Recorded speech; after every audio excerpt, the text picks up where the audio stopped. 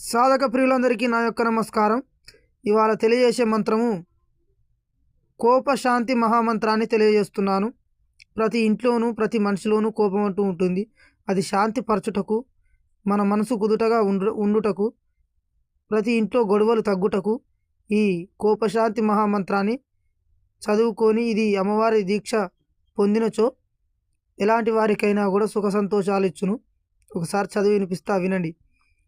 ఓం శాంతి, ఓం ప్రశాంతి, ఐం ఐం రం రం శీఘ్రం శీఘ్రం ప్రశాంతి, స్వరకోపరూపిణి, స్వర ప్రీతి ప్రదాయిని, వశమానయ వశమానయ శాంతి ప్రదాయిని, హుం పట్ స్వహ.